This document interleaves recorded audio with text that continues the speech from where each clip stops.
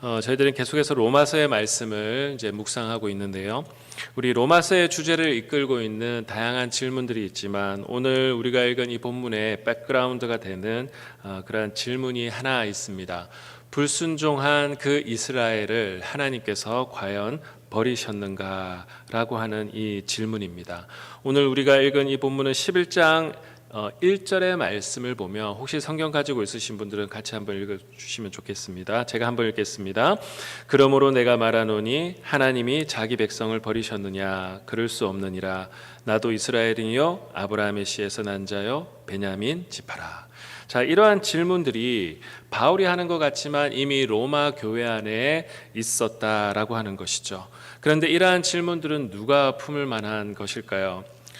이미 로마 교회는 이방인 그리스도인들이 주류가 되어져 버린 그러한 상황입니다. 그래서 유대교적인 백그라운드를 가지고 있는 그리스도인보다 이방 전통을 가지고 있다가 그리스도인이 되어진 그러한 그리스도인들이 훨씬 더 많아 버렸습니다.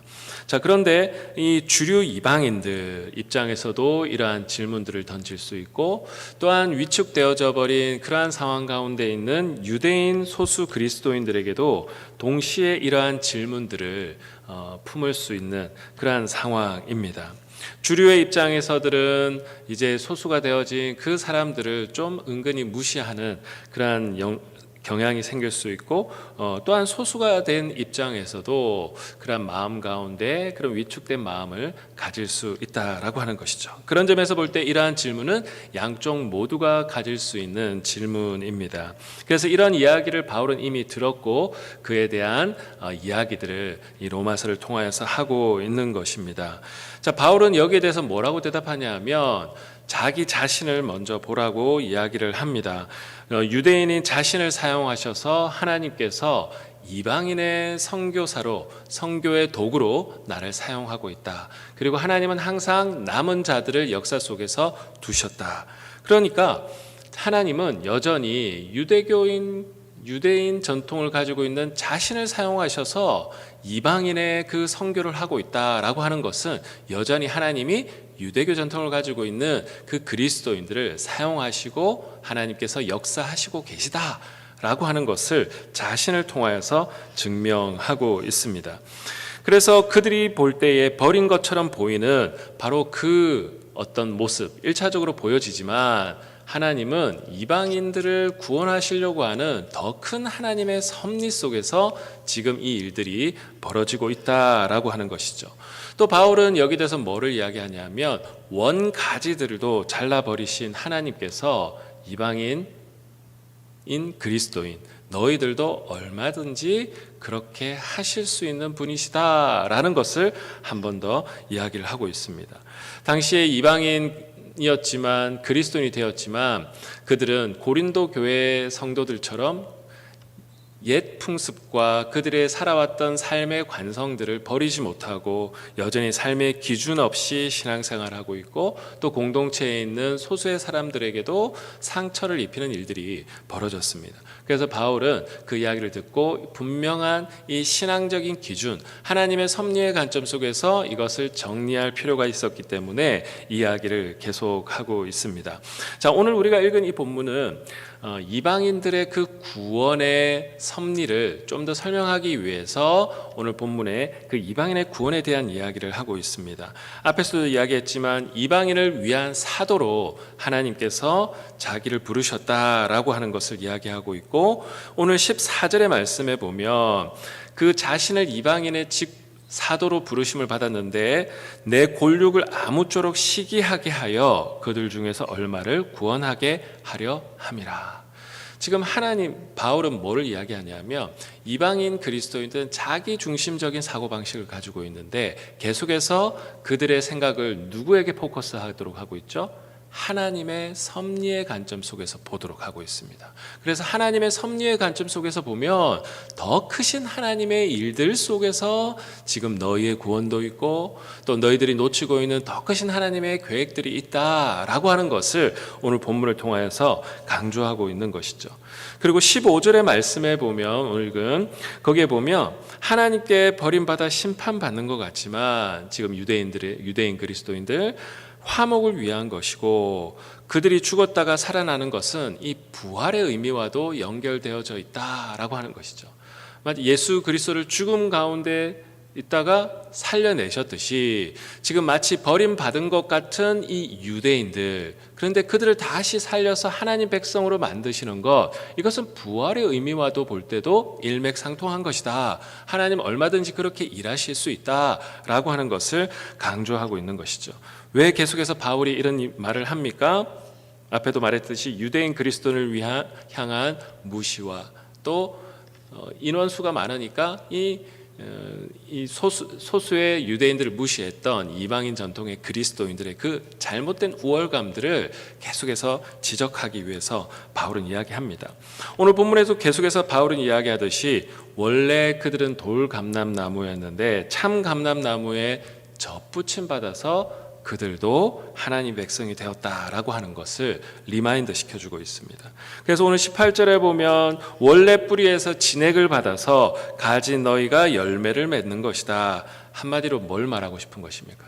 겸손하라고 하는 것이죠. 그들도 하나님의 은혜의 정체성으로 구원받은 것이다 라고 이야기를 하고 있는 것입니다. 요즘 말로 우리나라 말로 소위 말해서 개구리 올챙이적 시절을 잊어버린 그 이방인 그리스도인들에게 너희들이 어떻게 해서 구원을 받았는지를 잘 한번 돌아보라. 너희의 구원도 하나님의 은혜로 구원받은 것이다. 그래서 너희들이 은혜로 받은 것을 가지고 타인을 향한 우월감과 잘못된 사람들을 향한 무시, 이것은 은혜의 정체성을 가진 사람들의 그 정체성과 어울리지 않은 것이다 라고 하는 것을 바울은 이야기를 하고 있는 것이죠. 19절의 말씀에 보면 이방인 그리스도인들이 할 법한 예상 질문을 바울이 언급하고 있는데요. 우리 19절의 말씀 같이 한번 읽어보겠습니다. 시작. 그러면 내 말이 가지들이 꺾인 것은 나로 접붙임을 받게 하려 함이라 하리니. 그러니까 이방인들 그리스도인의 중심 가운데는 그 유대인들이 꺾인 것, 그들이 무너진 것, 그것은 나의 구원을 위한 것이 아니냐라고 하는 지극히 자기 중심적인 그 생각대로 이야기를 하는 것이죠. 그러나 물론 그것도 하나님의 큰 섭리 가운데 한 부분이지만 하나님은 그것보다 더 큰 하나님의 섭리의 여정이, 하나님의 섭리가 있다라고 하는 것이죠. 자기 중심적인 이 이야기에 바울은 뭐라고 이야기합니까? 20절 말씀을 보면 믿음이 핵심이라고 하는 것이죠. 이방인이냐 유대인이냐가 중요한 게 아니라 뭐가 중요하다고요? 믿음이 중요하다라고 하는 것을 이야기를 하고 있습니다.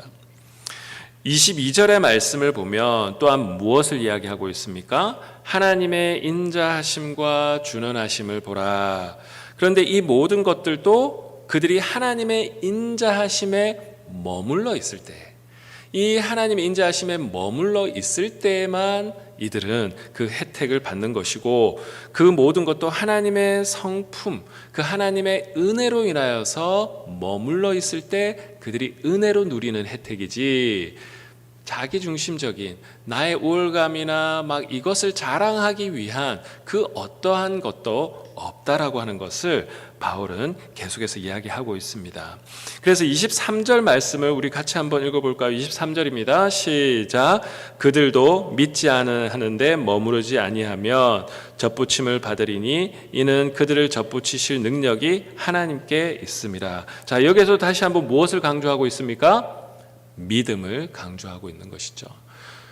유대인들도 아브라함이 그 하나님을 믿으니 그것을 의로 여기셨다라고 하였듯이 유대인들도 하나님의 백성 삼아주시는 것을 믿음으로 구원받았고, 너희들도 하나님이 그 돌감나무였지만 하나님의 은혜로 그들을 접붙이셔서 구원하신 그 구원하심의 그 하나님의 섭리를 믿음으로 은혜로 구원받았듯이 이 모든 것이 하나님의 주권이다라고 하는 것을 이야기하고 있습니다. 그래서 얼마든지 원가지였던 그 유대인들을 어떻게 할 수 있다고 다시 그들을 접붙이실 수 있다라고 하는 것이죠. 그러니까 하나님의 주권을 왜 강조하는 걸까요? 계속해서 그들은 자기 중심적으로 생각하니까 이 유대인들도 이방인들도 다 누구의 은혜라고요? 하나님의 은혜. 그것이 하나님의 주권. 그것을 우리는 믿었을 뿐이죠. 그런데 믿게 하시고 그 모든 것을 가능하게 하시는 것은 뭐라고요? 하나님의 은혜이다라고 이야기를 하고 있습니다. 여러분, 그래서 우리가 유대인이든 이방인이든 우리가 은혜의 정체성을 가지고 살아야 우리는 잘못된 우월감 속에 빠지지 않고 겸손하게 다른 사람들을 향하여서 주님의 관점으로 나도 은혜의 정체성을 가지고 있기 때문에 그들을 향한 마음도 눈과 마음도 여전히 그 은혜의 눈과 정체성으로 바라볼 수 있는 것입니다. 여러분, 우리가 신앙생활을 할 때 여러분 교회에서 우리가 때로는 내가 좀 더 높은 사람처럼 스스로도 여기기도 하고 또 때로는 잘못된 우월감을 가지고 우리가 살아갈 때가 있습니다. 그런데 우리는 모두 어떤 사람이라고요? 하나님의 은혜로 구원받은 사람이다. 여러분, 이 정체성이 우리 가운데 있어야 함께 협력하여 선을 이룰 수 있고 하나님의 믿음의 공동체를 우리는 이루어 나갈 수 있습니다. 여러분, 그것을 우리가 알 수 있는 것은 뭐냐? 오늘 우리가 다 읽지는 않았지만 바울은 이 하나님의 이방인을 향한 유대인을 향한 구원의 섭리를 이야기하고 결국은 11장 마무리 부분에 하나님의 신비를 찬양하고 있습니다.